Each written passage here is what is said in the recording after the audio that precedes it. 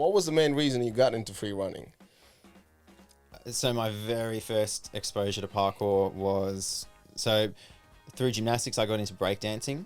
Oh, right. And at a breakdancing competition, the guys who I would later train parkour with and teach it with and then do like parkour shows and stuff, they did a show.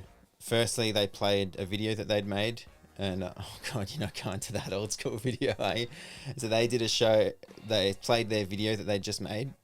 And then like it opens with my best mate Chipper climbing like an 8-story building, and just that blew my mind in itself. And then the rest of the video was sick.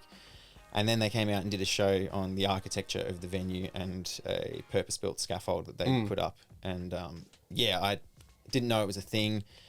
And then, yeah, I thought they were just bloody awesome. And then I came across them on the internet, saw that they were running classes, started doing classes, became good mates with them, started training all the time with these dudes. And then, yeah, they helped me get into stunts. You got hooked. Yeah, and also I presume it's a community as well. Like people were, so cool. And I know. I mean, I haven't done much of a free running. I've done a little bit with you.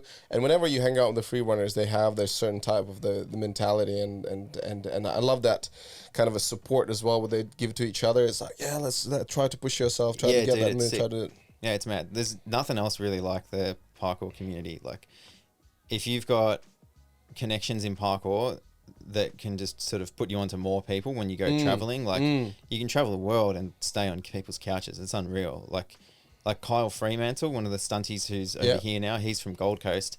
Literally, I met him in the Gold Coast going to do like the audition for Pirates of the Caribbean 5, and I was asking dudes I knew in Queensland, I was like, oh, do you mind if I stay with you in the Gold Coast while I come and do this audition? And the guys I asked I couldn't with at the time, but they're like, oh, message Kyle. He's a mad free runner and he's getting into stunts. I'm like, all right, sick. Message him and he's just like, yeah, dude, come and stay. Like, it's so easy to go and do that when you're like properly in the parkour community and people know you to not be a ding dong. They're just like, yeah, like come and crash with us. Like, it's sick, dude. And yeah, that goes like all the way around the world. Like, you just train with people. Sometimes you don't even speak the same language as them, but you just go and train with them and stay with them. Like, I've had dudes stay at my house in Melbourne who can barely speak English, but they know people who know me and they get put together and then we train and it's sick. Yeah, no. Even though I'm not so much in the free running community, when I went from Cairo in Egypt to Indonesia last year, I made some friends there in Egypt, these Egyptian stunt guys, so became pretty good pals. And this one Egyptian stunt guy said, like, listen, I have an amazing dude who lives in Jakarta in Indonesia, and I could get you guys in touch and he can show you around or whatever. Yeah. And then I met this guy, and he's a free runner. So for him, then we went to different cities together, whatever. Everywhere he goes, like free running guys, and they know each other. His name's Ehab, Egyptian dude, and he's like just nuts, different level, and we just had a good time and good laugh, and and then from there, like he knew some people, and then he knew a free runner in Bali. So the first contact with anyone in Bali was with Fabiano, that's his name, in Bali, and he's an amazing free runner. Now just got sponsored by Adidas, and it's a really big deal there. You're totally right. The community is sick. It's just awesome to do it. I remember we had a little chat about that you guys got kind of inspired by some Latvians, I mean the Russian Latvians. Is that the video? Did I open the right video? Yeah.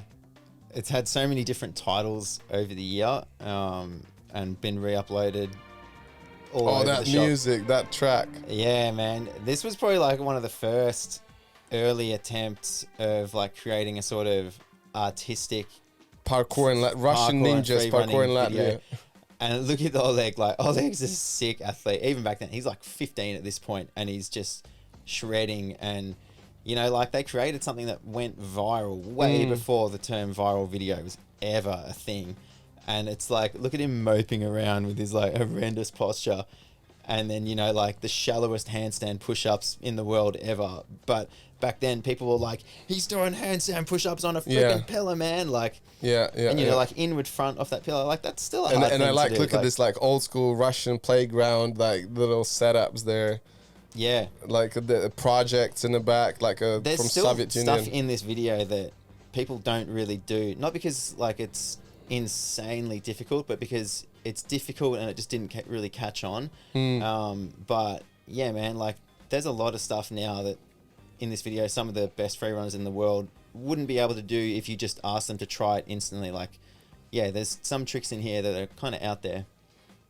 Because then, like, one look at thing all what this, I like, weird... one thing what I really enjoyed was that that someone from Australia who says that like one of the sickest videos they come from Latvia and I'm representing this tiny little country. Yeah. No, dude, I used to watch this video every day. Really? And like it is, look at it, it is the grainiest thing ever. And it's pretty experimental when you look at what they're doing, really. Like, yeah. Like a horror film setup or something. a little bit, yeah. It's Yeah, for it's a those trip who are to just rewatch listening, this this now. YouTube it Russian ninjas parkour in Latvia, and then you will understand what we're talking and about. like this dude Oleg, he's still going. He's not doing as like mega high impact stuff now as he was doing back this, because he was chucking some big heavy stuff in this video. And Look at this, just going this. other videos. These are the projects, like these buildings were not finished because Soviet Union collapsed. They just Right. didn't finish all of that, and we had so many of those. I bet heaps of these are still standing. Hey, Yeah. Some, yeah. Well, I think by now they're like getting taken down. right. But yeah, this is insane. This is really cool. I lived in Latvia, till I Yeah. was 23, and I never really knew about this. But well, I wasn't in free running, so Yeah, this is sick. This is awesome stuff. Cool. Okay, so got into free running, certain inspirations from different places. Oh, tell me, what is the difference between free running and parkour? Is there a difference? yeah. Okay, so parkour was really like driven and predominantly developed by a guy called David Bell, and his kind of focus and intention for that discipline was to train for emergency situations where you need to move your body through an environment like directly and fast. So by running, jumping, climbing, vaulting, etc. And That's for parkour. yeah, and so like, those things are nothing new. People have been running, jumping, and climbing since forever. So what makes parkour its own thing is the intention of that movement, and also like an attitude or a philosophy that goes with the training, which is to do with being useful to other people, trying to just sort of always progress and become a better version of yourself, and just overcome fear, and just develop that kind of skill set, and just try to be altruistic. I wish however the you general public would know about all of this philosophy Yeah, but and all it's- these concepts. All you can see, general public just things like these numbnuts are jumping from one building to another, hurt Yeah. themselves, jump on sometimes. But it's a hard thing to like communicate quickly and concisely and make it sound cool to the average person. Like that just sounds to a lot of people who have never trained anything or never done a martial art or anything like that. That is just like just fluff. Yeah, Everything yeah, I just yeah. said there. Like some people will kind of get it and be like, oh, that's kind of cool, but there's no way to really like communicate that without really like sitting down and being like, okay, so this is kind of what it is. It's so much easier to just show like big jumps and just be like parkour. Like, What would be, with people's so attention how would spans. you approach, let's say, imagine I'm just your neighbor who sees you in a neighborhood jumping around and whatever, and I don't know much about it. I never heard about it. What would you tell it to me? How Like would you explain it to me? 10-second explanation on the street when you kind of just want to get back to training. No. Just give me like 40 seconds. If that. So like what I might say to a lot of people who stop me when I'm training parkour, they like, if they have no idea what I'm doing, or if they have a vague idea like, oh, is that parkour? Like just say to them like, yeah, I'm doing parkour. They say, what does that mean? What is it? It's a way of training to overcome obstacles in any environment, and we do it to overcome our fears and be useful and be able to help people, or to get away from danger or get to someone who needs help. Right. Okay. And like, you know, if they're like, oh, is it the same as free running? No, free running sort of it was a bit of an offshoot of parkour from some of the same guys who were developing it back in the day, but you know, they were more interested in sort of creatively exploring their environment with some parkour moves, but also incorporating acrobatics and stuff like that. And David Bell, you know, he would sort of do acro and, you know, massive gainers and, you know, all that kind of stuff, and do that in some ads and different jobs and stuff like that. But for him, it was always just like, that's just flips because I like doing flips. And, you know, this is parkour over here, what he focuses on. But then for a documentary that Sebastian Foucan was one of the early French dudes, what he was doing, they kind of wanted to have an English word that was more accessible to that audience. And people struggle with that. How do you pronounce parkour? Parkour? What is this? Like it's not particularly hard to say, but they wanted something just a bit easier. And they kind of came up with the term free running. And then free running kind of became what Seb was more interested in, which was, you know, like the creative movement and less focusing on, you know, sadistic training of like brutal strength and conditioning and just, you know, doing like the really direct, efficient. Seb is that legendary French dude. Isn't it a black guy who used to come to Beckton, East London? I think I met him and I actually had a chat with him. Yeah, and he did the chase scene in Casino Royale. Super cool He's a dude. Yeah, he's mad. He was like is he partly owner of the chain store? I'm not sure. Yeah, I think he was involved with that. Here you go. So this is the video. For those who are just listening, you need to see this. That's just a little baby. I mean, like, yeah, but at the same time, if I would be just like someone who's, you know, works in an office, I run on a treadmill once in a while and do like some kind of little workout. This is insane. You like jumping from one, you know, staircase to another staircase. If you fall, that's potentially 5 meters fall. Yeah, okay, but I mean, like compared to what other people are doing, like, so this is called like a descent.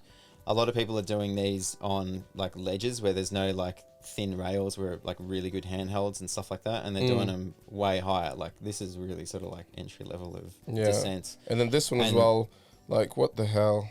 Looks and also the other thing is like this. What is the name of the just jumping from one side to the other? How would you call it? Precision or plyo, if you're like linking them plyometrically. And in like visually, it doesn't look that, you know, crazy, whatever. Try doing it yourself. It is, you know, very impressive. And then Annie, you do a flip and almost run on the road with a bus. It's like, yeah, I would be like, you see, you getting other people in danger. Okay, so irresponsible. No, it's responsible. Oh, free running is sick. What else? Do we have any more free running here? You love climbing those ropes, man. I actually had a video which I never posted, and I wanted to tag you. This is with the boys in Sydney who like, yeah, just sort of mostly calisthenics dudes. This was just before season 6, or like, was it before? Yeah, I think it was just before. And yeah, these guys just do rope climbs and play on the bars all the time. But we got a few of the Ninja Warrior guys like Zach Stoltz, who won it. Who was one of the 4 finishers. And almost won it last year. Yeah, we went and did a rope session, and I hadn't climbed a rope in ages. I was just out of 2 weeks of quarantine. I was climbing. I think it's like a Lia or whatever. It's like a route in Indonesia. I went for a high diving of these cliffs in a muddy water, and I found this like a route going all the way up. Yeah. And I did that climb. I have it somewhere, and I wanted to tag you and say like, this is how real men do it. And then you hear 82, so you were really I got ready for the competition. Yeah, at that point. Yeah.